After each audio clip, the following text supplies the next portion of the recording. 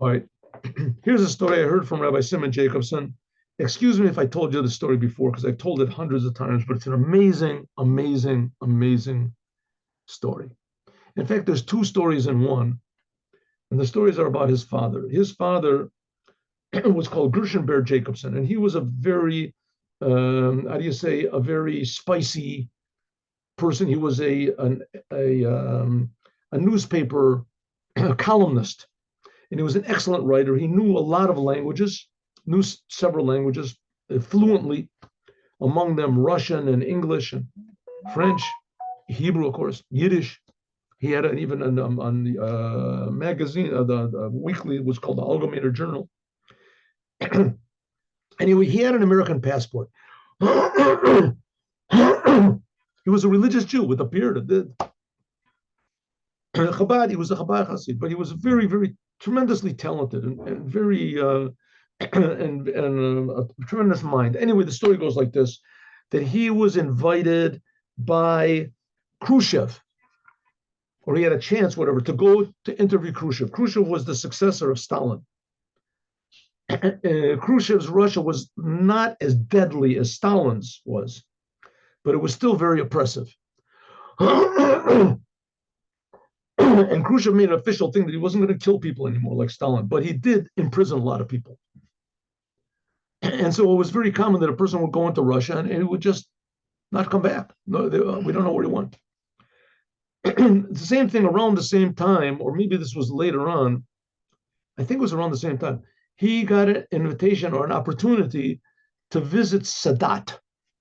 And this was right after the 6-Day War, I guess. Right? 6-Day War, Yom Kippur War. Anyway, maybe it was two separate times. Could be it was two separate times to visit Stalin. Okay, however it was, he got an invitation to these two. Okay, let's forget about the timeline. So let me just talk about the invitation that he got to. Everybody told him not to go to both places, and the Rebbe said he should go. So today I'll tell you the story about him going to Stalin, and tomorrow I'll tell you the story about him going to Sadat in Egypt. This was, I'm almost sure this was after the Yom Kippur, the 6 day, the Yom Kippur War. He went to Sadat. Okay, now we're talking about Khrushchev. So everyone told him not to go. So the Rebbe said, he went to the Rebbe, asked the Rebbe, he's a Chabad Chassid, and the Rebbe said, you should go. And that he wants him to come back with the names of Jews in Russia and their requests, because you couldn't even make a phone call out of Russia. You couldn't smuggle anything out. They would go through everybody's luggage and tear apart the luggage and see if there's any notes concealed there or anything like that. It was very, very difficult. So, okay, so he went to Russia, and when he was there, he was followed all the time by KGB men, with KGB at those times, NKVD, whatever the secret police were following all the time. And there were several things that happened to him, but I want to just tell this one thing that happened to him. So he went and they went to different families, and each family told them their problems, and that they want the Rebbe to help them. And he couldn't write this down because if they caught him with the names, so he memorized the names. And when he went back to his hotel room, so he wrote down all the names. And there were, I don't know, I heard two different versions. So let's say there were 100 names, which 100 names, that's a lot of names. I know that there was another Chassid, and his name was, wasn't it Benjamin Katz, who just passed away not long ago, and he memorized 500 names. That's what he told me that he memorized. He told me, or other people told me. Anyway, so he memorized 100 names, which, some people have problems remembering their phone number and their address, and he memorized 100 names, and each one of them with their families and their troubles. And when he left Russia, he wrote his interview that he interviewed Khrushchev, and then he left Russia, and they checked his bags, to see if he had any papers, and it didn't have any. And when he got on the plane, as soon as the plane took off, as he wrote down all the names, 100 names, he wrote them all down.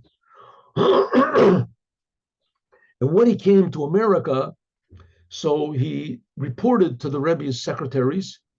He reported to the Rebbe's secretaries that he had returned. He returned, and that he returned with the names that the Rebbe requested.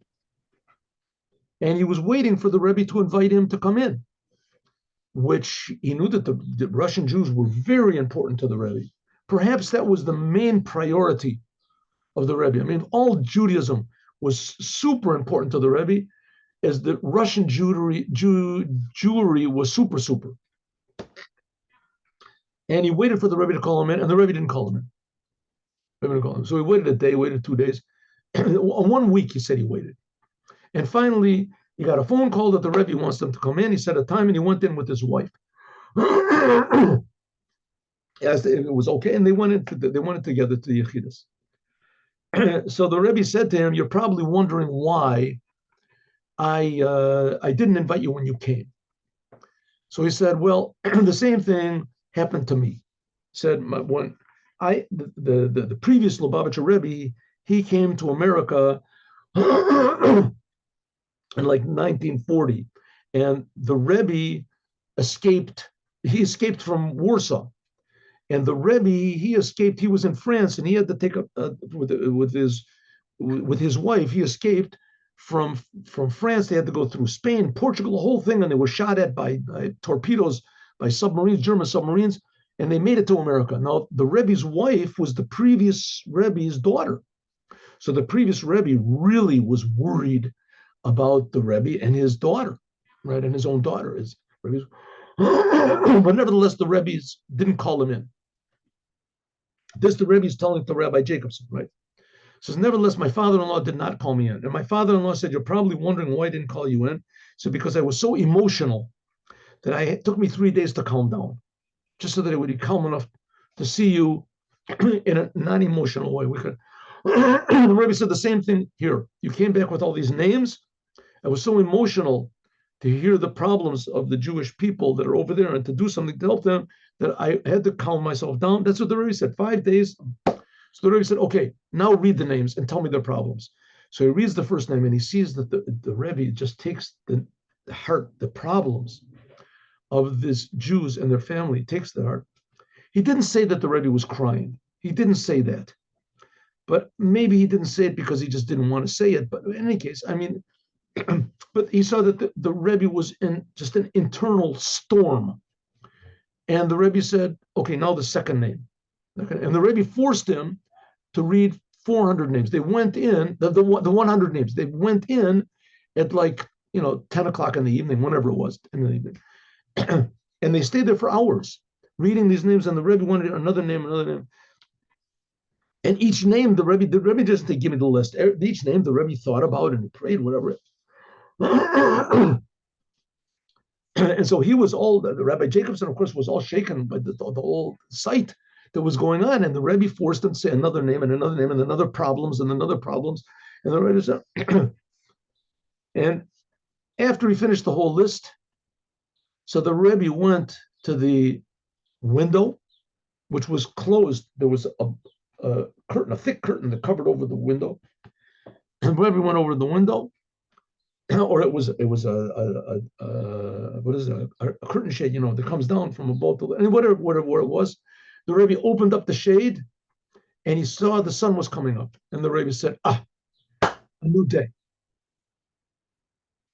In other words, what was the darkness can be dispelled. And that's just what we finished learning. The terrible exile that we're in now is confusing and painful and frustrating as it is. That's only the darkness. And soon Mashiach will come, the Rebbe will come and open up and say, "A new day. Mashiach is here, and we'll all live in a happy, healthy world." Okay, tomorrow, God willing, 8:15, we're also going to learn, and we'll see what we'll learn tomorrow. Maybe we'll learn a mimer of the Bible. We'll see. God bless you all. Have a good day with Mashiach now, and we'll see you all God willing, tomorrow, 8:15.